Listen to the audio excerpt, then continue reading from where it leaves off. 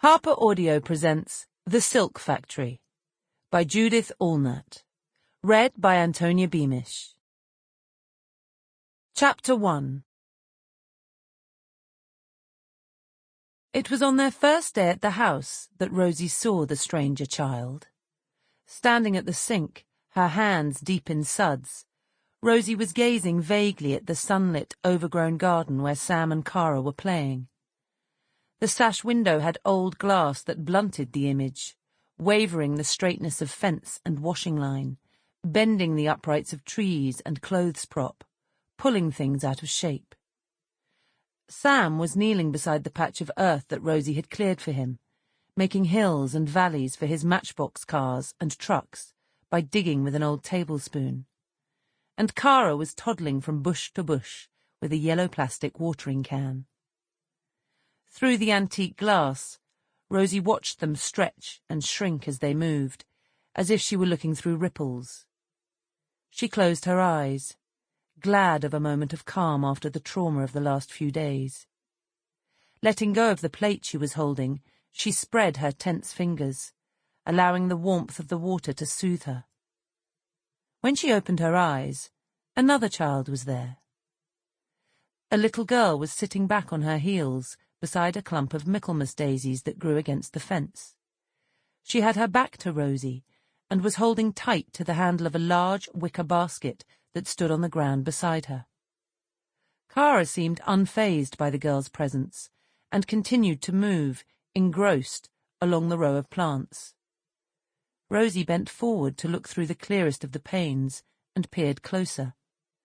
The child was small, maybe around 8 or 9, although something in the tense hunch of her shoulders made her seem older.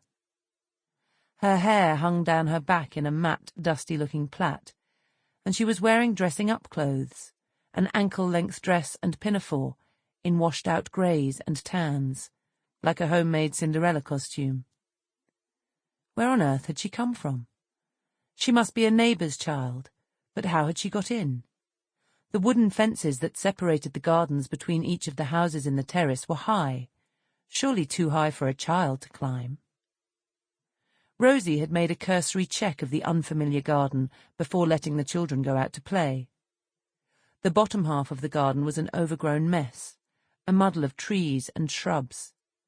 An ancient mulberry tree stood at the centre, its massive twisted branches hanging almost to the ground, and its trunk swathed in ivy.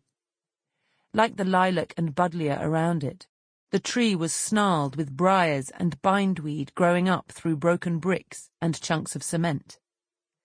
The path that led down towards the fence at the bottom, which marked the garden off from an orchard beyond, disappeared into a mass of nettles and brambles before it reached the padlocked door.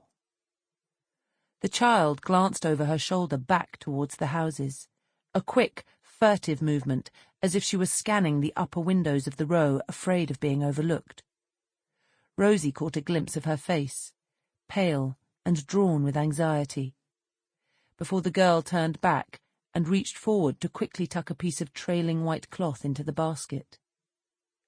Almost unconsciously, Rosie registered that the girl was left-handed like herself, and that there was something animal-like in her movements, quick, like the darting of a mouse or the flit of a sparrow, some small, dun creature that moves fast to blend into the background. Something wasn't right here. She had seen distress in those eyes. She turned away, dried her hands hurriedly, and slipped on her flip-flops. She would go gently, raise no challenge about her being in their garden, but say hello and try to find out what was the matter. Maybe if she pointed out that her mother would be worrying where she was, she could persuade the girl to let her take her home. But when she stepped outside, the child was gone. Sam and Cara were playing just as before, but there was no sign of the girl. Sam had appropriated Cara's watering can and was pouring water into a large hole, while Cara squatted beside him, watching. They were both safe and showed no interest, at least for the moment, in following the girl wherever she had gone. Rosie ran her eyes along the overgrown borders once more, looking for any evidence of an exit route, a path beaten.